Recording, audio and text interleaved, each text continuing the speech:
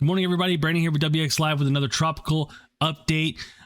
Today, we're going to be talking about Major Hurricane Melissa. That's right. 24 hours ago, I made a video about Tropical Storm Melissa, and now we're talking about Major Hurricane Melissa in the Caribbean, which is a Category 4 monster with maximum sustained winds of 140 miles an hour as of the 5 a.m. National Hurricane Center update.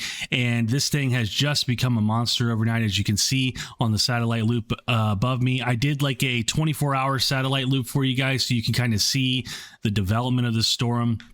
The storyline for today is the models are finally in agreement. Basically, all of our models that I'm about to show you, they all agree. They've figured out the ridges, they've figured out the low pressure over the southeastern United States, and they all basically agree that this storm is basically going to make a beeline for Jamaica, hit Jamaica on the central part, and then go up into the Bahamas. That's the good news. We finally know where it's going. The bad news is we have several deaths reported out of the Dominican Republic. I've got some videos to show you guys of some perfect examples of what never to do in a hurricane, and some more bad news. I'm pretty sure, we'll talk about in a second, that this thing's only going to get stronger, and we're expecting a Category 5 hurricane to make a landfall in Jamaica sometime in the coming days. Unfortunately, there is really no ambiguity in the track anymore. It's basically locked in stone at this point. Very high model guidance agreements at this point.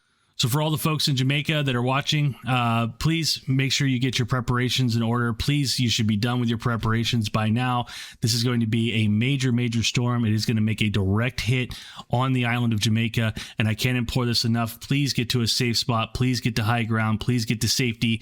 All right, folks, one of the first things I wanted to do in this video was kind of show you exactly what to never do in a hurricane or an inland flooding situation, because I know a lot of people click off these videos after the first few minutes, and I really just want to get this information out there because I have a lot of viewers who watch from Jamaica, from the Dominican Republic, from Haiti, and I just want to play this video for you guys. I'm not shaming this person. It's just a really, really poor decision on this person's part for many different reasons. So this is a video out of the Dominican Republic from yesterday. This lady is driving her car through several feet of water. And there's a couple things that you need to think about when you're watching this video. One, the water, if you can see on the rearview mirror, is almost halfway up her door. Okay? And because of the water pressure in this situation, it's almost impossible to open this door. If this car were to die with those windows up because the water got into the battery, the alternator, or whatever, you would be trapped inside this car and you will drown. It happens all the time in these weather events. It happens way more frequently than it should, and there is nothing that is worth your life in this video. It's your job, your groceries, whatever it happens to be, it's not worth your life. Whatever you need to do today, you can do tomorrow, and it's just not worth it, folks. This is a very dangerous situation. And if the water were to get a little higher, if her car were to stall, she's going to end up like these people here. Also a video from the Dominican Republic. You can see this person right here standing on top of a car because their car died. It's now floating. Luckily, they were able to get the windows up or down and get on top of their car, but this could turn into a torrential river. It could turn into a fast moving flood scenario, and it's going to take that car and carry it out. You're going to fall off and you're going to drown. Okay. I know this seems very serious and very like that, but it is how most people die in these weather events, is from drowning from floodwaters. It is not from wind. It is not from lightning strikes. It is from drowning, and most of them, if not a lot of them, are preventable. So please do not drive your car through feet of water. On a different note, the person who is filming this video is doing what you should do. They appear to be in a large reinforced concrete structure high in the air above the third floor. That, if you were wondering, is exactly where you need to be. Parking garages, high-rise hotels, high-rise apartments, anything that is made out of concrete and steel will withstand a Category 5 hurricane if it is built properly to code and is strong and in newer construction. That is the safest place for you to be in this type of situation, not in your car. Okay, folks, let's get started off by checking out the satellite loop of Major Hurricane Melissa here just absolutely exploded overnight. I mean, went from a tropical storm 24 hours ago to now a major Category 4 hurricane approaching the coast of Jamaica. It's been making a northeast kind of move all night right towards central Jamaica. And what the National Hurricane Center forecast track says is this thing's going to keep going like this, turn into the center and out towards the eastern tip of Cuba and towards the Bahamas. And from all the model guidance I've seen this morning and what we'll look at in a second, that's exactly what's going to happen. I mean, this thing is just a classic looking hurricane at this point. There's really not much to talk about as far as the form goes, because it has hit its final form.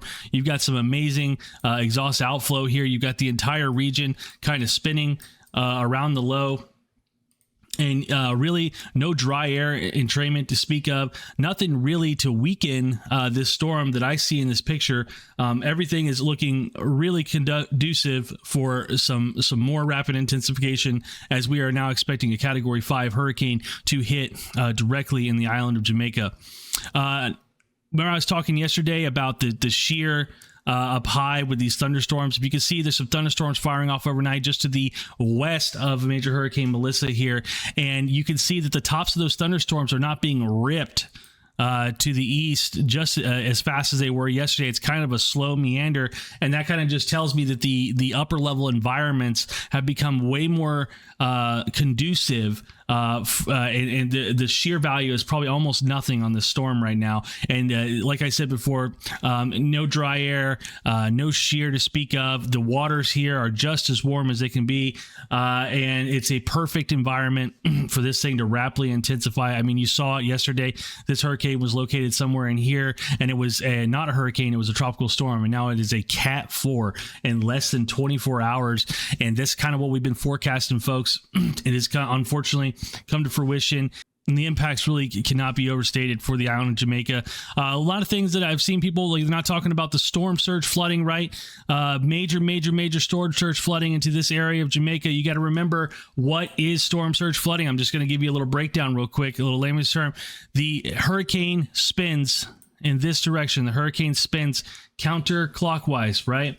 So as you can see, you can kind of look at the coast of Jamaica, and you need to see, where does the coastline intersect perpendicular with the way that the hurricane is spinning, right? And what that's kind of like is if you just imagine the hurricane pushing water right onto shore as it spins with its bands, because that's the way that you see the clouds moving. That's the way that the wind is moving. It's going to take this water from the ocean and it's going to push it into the southeastern portion of Jamaica. And the big thing with storm surge flooding is the shape of the coastline, the exact spot. It can be, many feet or meters in some places, and it can be almost nothing in others. So for example, if you kind of look here on this portion of Jamaica, it's going to be hit by kind of the southern side of the buzzsaw as it comes around, right?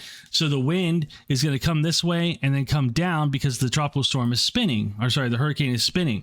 So it's actually going to push the water off of this shore as it approaches. And so exactly where this hurricane makes a landfall in Jamaica, if you guys are watching from Jamaica, is going to make a huge difference in the storm surge flooding that happens on the coast.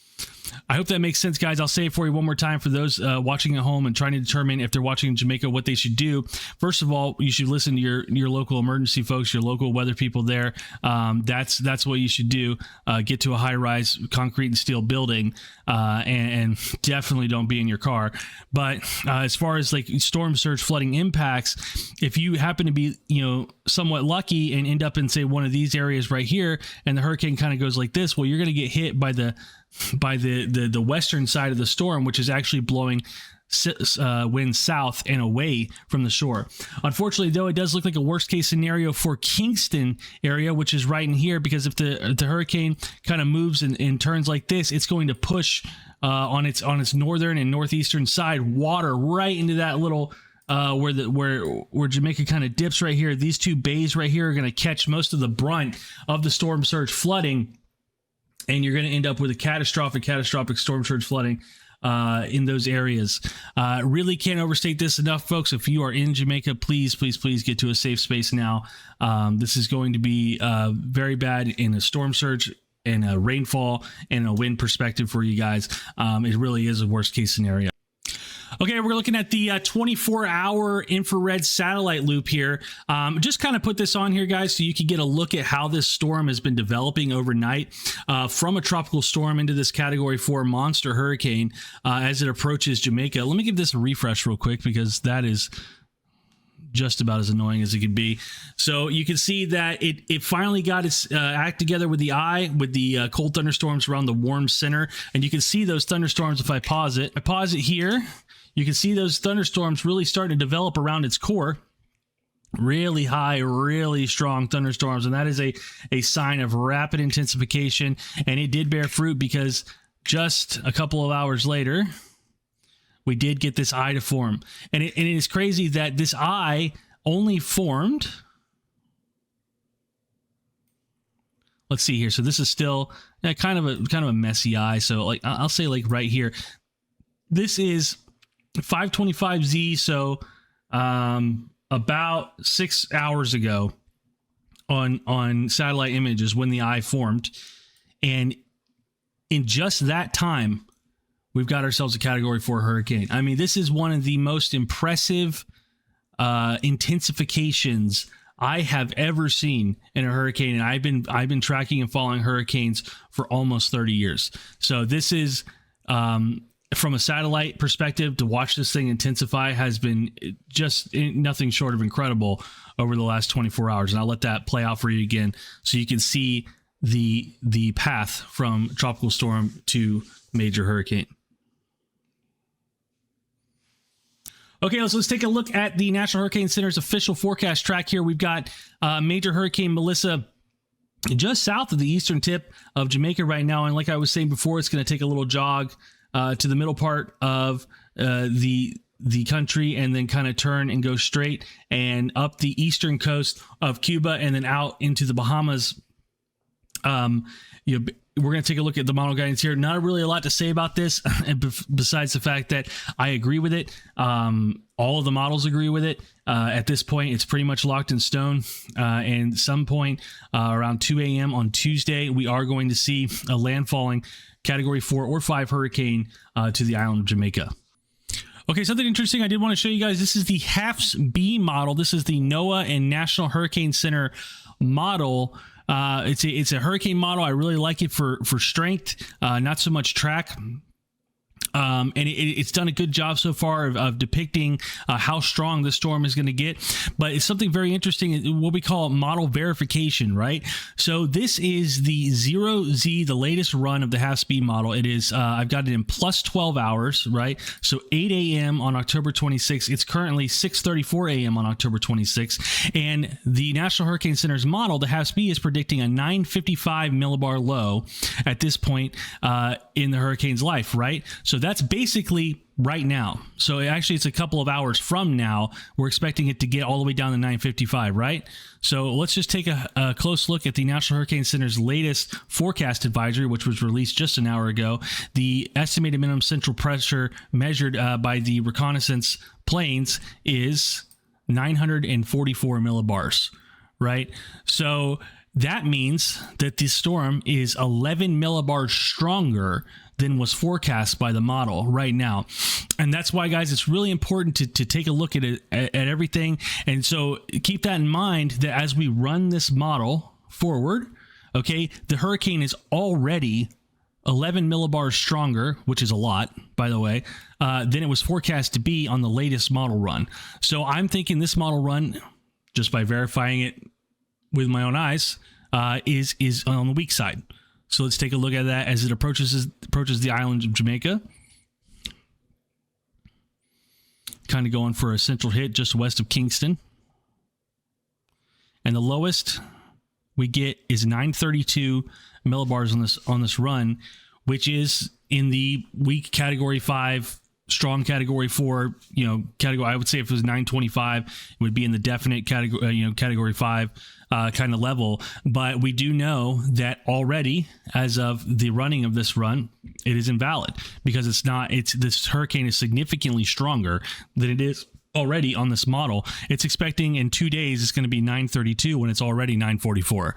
Okay, just wanted to show you this ensemble guidance real quick. Really not much to speak of. The grouping is pretty spread still, I would say, down there by the island of Jamaica. Not as tight as it could be for just 48 hours out from the forecast, but they all have one thing in common, is that eventually they go over the island of Jamaica. I mean, that's incredible. You get this spread, and really what this spread is telling you is when that turn is going to happen, but they almost all agree that the turn is going to happen, and it's going to happen over the island and then hit eastern Cuba and then go to the Bahamas later in the week. So a lot of agreements between the members of the Euro model. Let's check out the GFS. Let's see what the GFS says is going to happen here. So as I was talking about yesterday, the GFS really has no care of this ridge that's right here. And to be honest with you, the ridge is pretty weak. The flow is to the southwest on this ridge. But the wind barbs here are very, very small.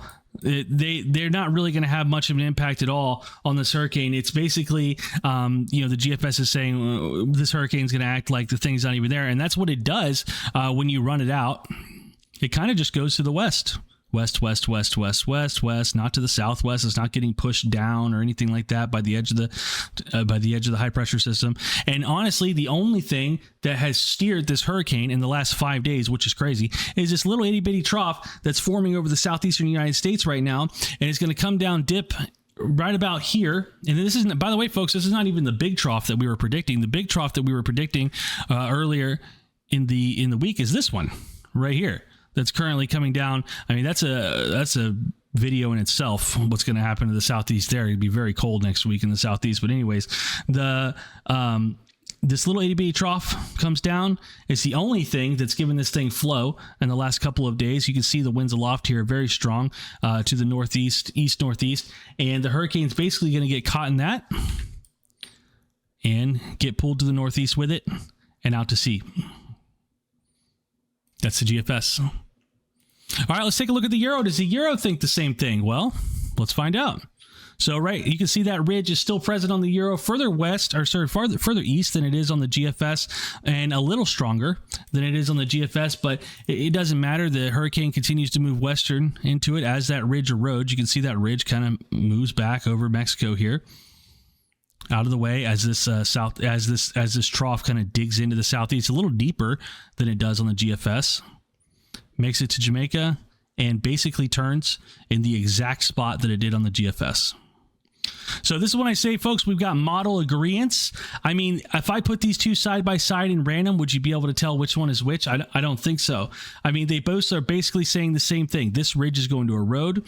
It's not going to make it any farther west as this trough dips in over the southeast and kind of picks this hurricane up, carries it to the northeast, over the island of Jamaica, the eastern tip of Cuba, out through the Bahamas, and then out to sea.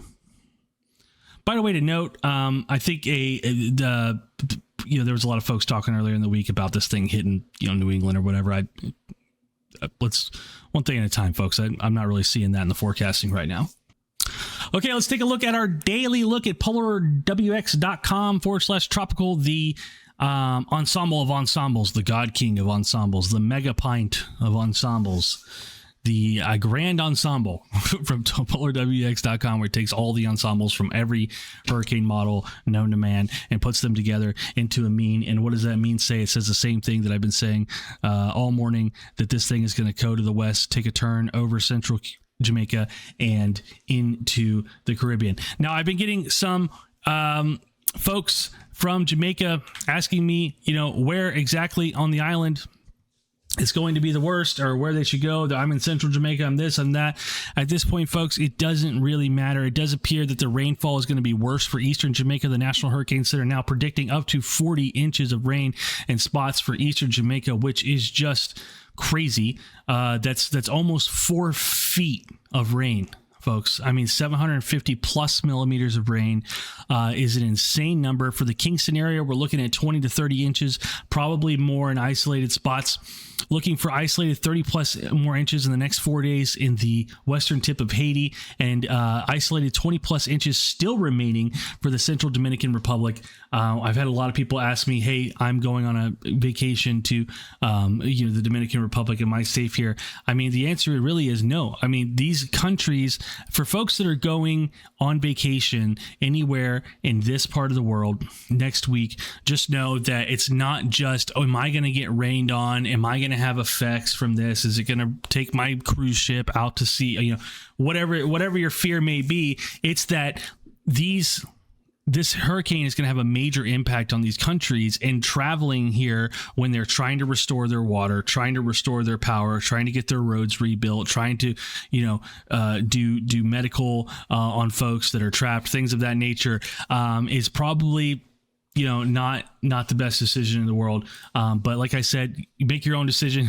But you have to remember, folks, just because the hurricane doesn't go directly over your resort doesn't mean, look, the Southern Dominican Republic is getting 20 plus inches of rain over the next 4 days. They've already gotten 20 plus inches of rain over the last 3 days. That's a catastrophic flooding event. That's an emergency for them. And I have no idea what the impact on your vacation is going to be, besides the fact that the roads are probably going to be congested. The power is probably going to be out. The airport's probably going to be shut down. Except for emergency in and out flights. It's that level of an event, folks. And so all I can say is call your company, call your resort, see if they've been infected. But just because you don't see, the line of the hurricane going directly towards where you're going on your vacation doesn't mean that there's not going to be impacts to the island. All right, folks, that's all I got for you today. Remember to like and subscribe. It means the absolute world to me to support the channel by giving me a like for the algorithm. And leave a comment down below if you have any questions. I'll try to answer them best I can. Other than that, guys, we'll see you tomorrow for another update. Bye-bye.